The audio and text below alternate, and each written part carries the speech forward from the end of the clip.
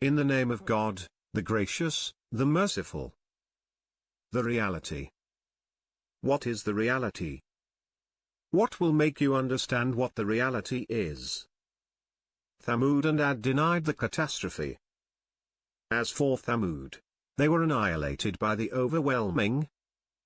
And as for Ad, they were annihilated by a furious, roaring wind.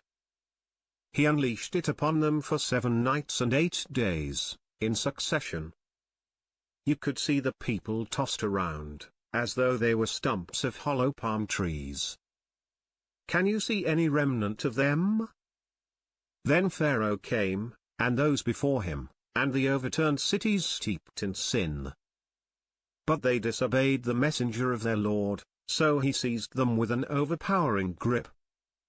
When the waters overflowed, we carried you in the cruising ship, to make it a lesson for you, so that retaining ears may retain it. Then, when the trumpet is sounded a single time, and the earth and the mountains are lifted up, and crushed, with a single crush, on that day, the event will come to pass, and the heaven will crack. So on that day it will be frail, and the angels will be ranged around its borders, while 8 will be carrying the throne of your Lord above them that day. On that day you will be exposed, and no secret of yours will remain hidden.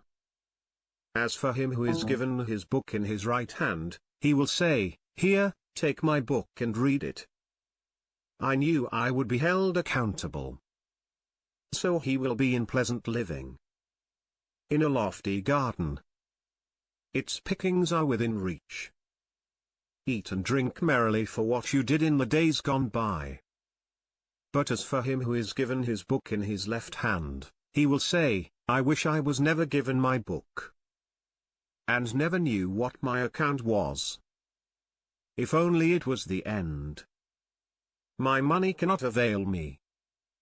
My power has vanished from me." Take him and shackle him. Then scorch him in the blaze. Then in a chain which length is 70 cubits tie him up. For he would not believe in God the Great, nor would he advocate the feeding of the destitute. So he has no friend here today, and no food except scum, which only the sinners eat. Indeed, I swear by what you see, and by what you do not see. It is the speech of a noble messenger, and it is not the speech of a poet, little do you believe. Nor is it the speech of a soothsayer, little do you take heed. It is a revelation from the Lord of the worlds. Had he falsely attributed some statements to us, we would have seized him by the right arm, then slashed his lifeline, and none of you could have restrained us from him. Surely, it is a message for the righteous. And we know that some of you will reject it. And it is surely a source of grief for the unbelievers.